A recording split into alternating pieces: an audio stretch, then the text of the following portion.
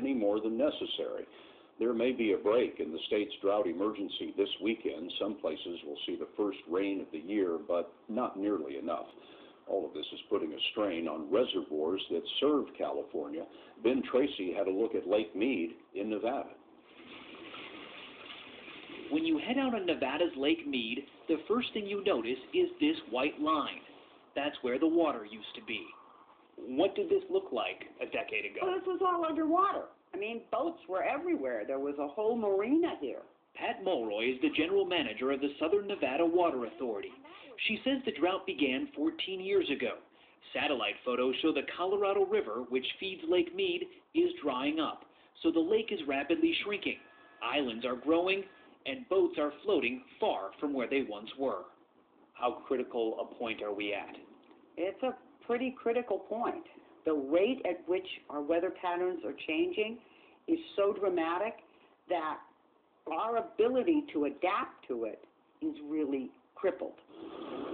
Lake Mead was created by the Hoover Dam in 1935. It provides water for 20 million people in southern Nevada, southern California, and Arizona. Since 2000, the lake has lost 4 trillion gallons of water. This bathtub ring is going to get bigger. Lake Mead is expected to drop at least another 20 feet this year.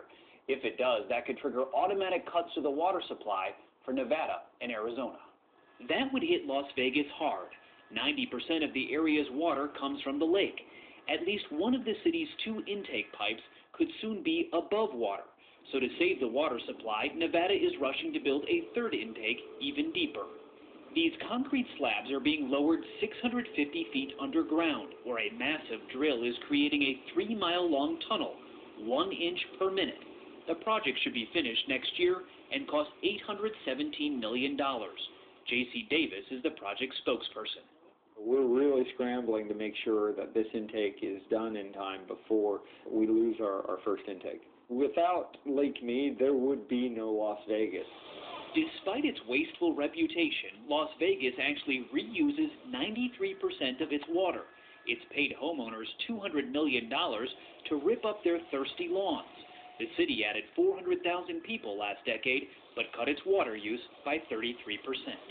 All of us are in it together. And all of us are either going to survive this or all of us are going to feel the consequences.